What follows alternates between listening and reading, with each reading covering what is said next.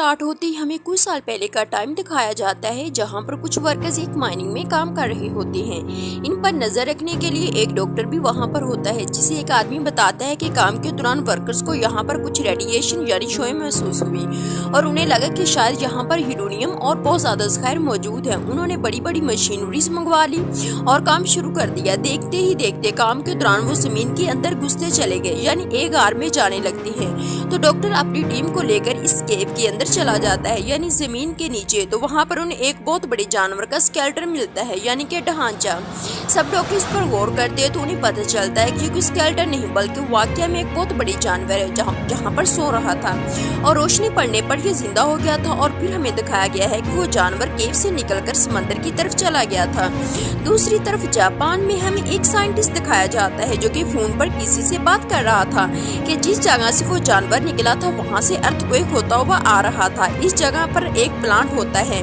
वो कहता है कि अगर ऐसे ही चलता रहा तो मुझे अपना प्लांट खत्म करना पड़ेगा। तभी इसकी वाइफ आती है और वो अपनी वाइफ और अपने बेटे फोर्ड को लेकर वहाँ से चला जाता है। अपनी वाइफ से कहता है कि जो अर्थक्वेक के झटके आ रहे हैं ये मुझे कोई अच्छी बात नहीं लग रही। तब तक मेरे प्लांट के पास मेरे कुछ टीम के साथ रहोगे। हमें वही साइंटिस्ट एक लैब में दिखाया जाता है जो कि पता लगा रहा होता है कि असल में ये अर्थक्वेक के झटके कहाँ से आ रहे हैं, लेकिन इनमें से किसी को कुछ भी पता नहीं चल रहा होता।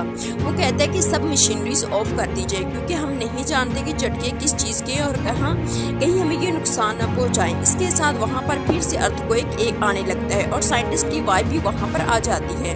वो वहाँ से भागने लगती है। अचानक ब्लास्ट हो जाता है। ब्लास्ट होने की वजह से एक पॉइजनस गैस यानी जहरीली गैस की तरफ बढ़ने लगती है और साइंटिस्ट अपनी वाइफ को बचाने के लिए आगे बढ़ता है, लेकिन तब तक बहुत देर हो चुकी थी और गैस पूरी तरह से इसको अपने कैबिनेट में फैलने लगती थी। इसकी वाइफ से कहते हैं कि दरवाजा बंद कर दो, इससे पहले कि गैस यहाँ तक पहुँचे। और ना चाहते हुए भी साइंटिस्ट को वो दरवाजा बंद करना पड़ता है और इसके बाद वो काफी उदास हो जाता है क्योंकि इसकी वाइफ अंदर रह गई थी। वो इससे कहती है कि हमारे बेटे फोर्ड का ध्यान रखना और उसके साथ रेडिएशन की वजह से वो पूरा का पूरा प्लांट तबाह हो जाता है। फोर्ड भी ये सब कुछ अपने स्कूल से देख रहा था। अब हमें 15 साल बाद का वक्त दिखाया जाता है और फौजी बन चुका था और कुछ मंथ की ट्रेनिंग के बाद वो अपने घर वापस आया था। अब वो मैरिड था। इसकी वाइफ को कॉल आती है कि फोर्ड के डैड को पुलिस ने पकड़ लिया है। फोर्ड अपने डैड से नफरत किया करता था क्योंकि वो समझता था कि इसकी मदर की डेथ उनकी वजह से हुई है, लेकिन अपनी वाइफ के कहने पर वो उन्हें मिलने चला जाता है और जाकर अपने फादर को पुलिस से छुड़वा लेता है। फिर वो ना तो घर आते हैं तो इसका फादर उसे कहता है कि बेटा वो एक एक्सीडेंट नहीं था बल्कि इसके पीछे कुछ रेडिएशंस थी और सेम चीज हम अभी भी फेस कर रहे हैं। फिर से वो अभी भी इसलिए अरेस्ट हुआ था क्योंकि वो इस जगह पर गया था जहां पर पुलिस ने जाने से मना किया था। वो बताता है कि मेरे दोस्त ने फ्रीक्वेंसी नोट किया, यानी वहाँ पर से अजीबोगरीब आवाजें आती हैं, तो मुझे वहाँ पर जाकर देखना होगा और ये साबित करना होगा कि इस रोज प्लान पर जो ब्लास्ट हुआ वो कोई एक्सीडेंट नहीं था। तो फिर फोर्ड भी अपने फादर के साथ वहाँ पर जाता है। अब वो लोग नोट करते हैं कि वहाँ पर कोई जहरीले गैस या रेडिएशन नहीं थी। वहाँ पर पुलिस फिर से आ जाती है और उन दोनों को पकड़ कर ले जाती है और वहाँ पर वही डॉक्टर जो मूवी के स्टार्टिंग सीन में दिखाया गया था वो भी होता है। वो सब साइंटिस्ट से पूछते हैं कि आखिर तुम बार बार इस जगह पर क्यों जाते हो। तो सब कुछ बताने लगता है कि जो वो करना चाहता था। डॉक्टर ये सुनकर बहुत हैरान होता है क्योंकि तन्हाई सारी इंफॉर्मेशन तो उसे भी नहीं बताई जाती। वो वहाँ पर एक बहुत बड़ी पत्थर जैसी चीज पर कुछ एक्सपेरिमेंट्स कर रहे थे।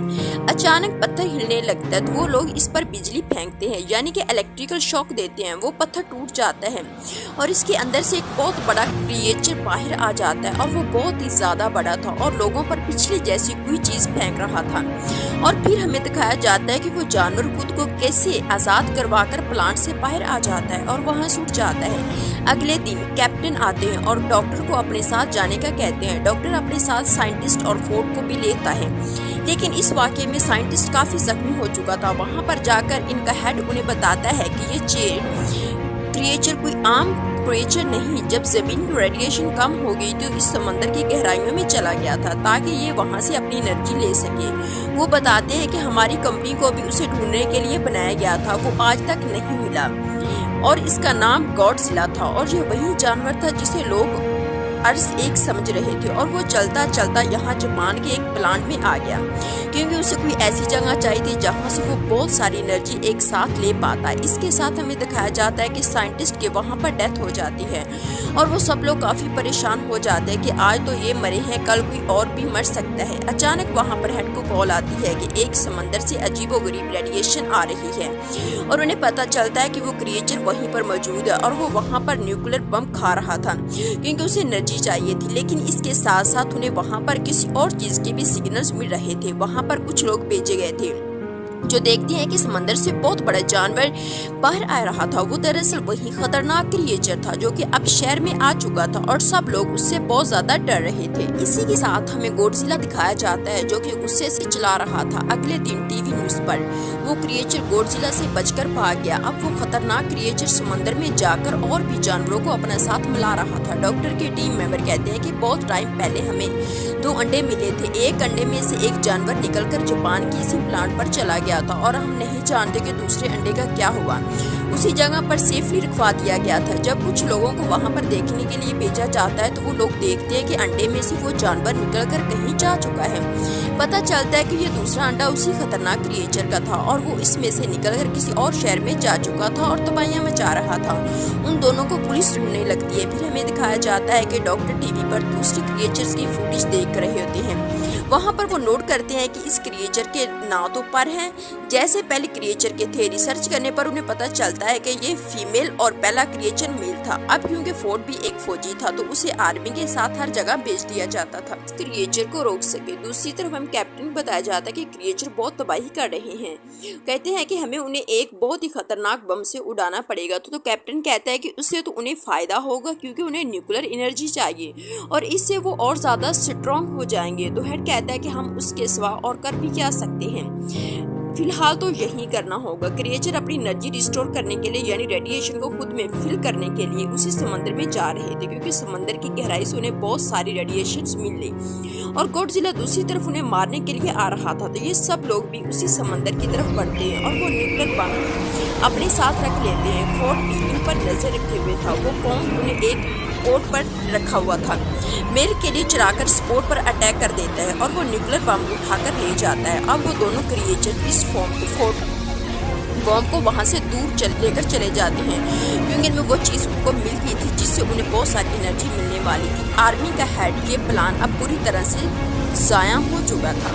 वो लोग सोचते हैं कि हमसे तो कुछ भी नहीं हो पाएगा तो शायद गॉडजिला हम सब की जान बचा ले। फिर हमें दिखाया जाता है कि क्रिएचर शहर में बहुत तबाही मचा रहे थे। लेकिन गॉडजिला भी वहाँ पर आ जाता है और आर्मी भी वहीं पर थी। फिर हमें दिखाया जाता है कि गॉडजिला इस क्रिएचर के सामने आ जाता है और ये लोग लड़ने लगते हैं। ये बहुत ही बड़े थे और लड़ते लड़ते बहुत सी चीज़ें डिस्ट्रॉय कर रहे थे तो सब लोग पीछे हट जाते हैं। यहाँ पर अभी सिर्फ मेल क्रिएचर ही मौजूद था तो गॉडजिला इससे आसानी से लड़ पा रहा था और वो इससे मारने वाला ही था कि पीछे से फीमेल क्रिएचर आ जाते हैं और उस पर अटैक कर देती है। अब गॉडजिला इन दोनों से अकेला लड़ नहीं रहा था। यहाँ पर गॉडजिला के इन दोनों को मारना काफी मुश्किल हो रहा था। दूसरी तरफ हमें दिखाया जाता है कि आर्मी को अंडरग्राउंड यानी जमीन के नीचे एक घोंसले में बहुत से अंडे मिलते हैं जो कि फीमेल क्रिएचर के थे और घोंसले के लिए इनको हराना काफी मुश्किल हो जाता था।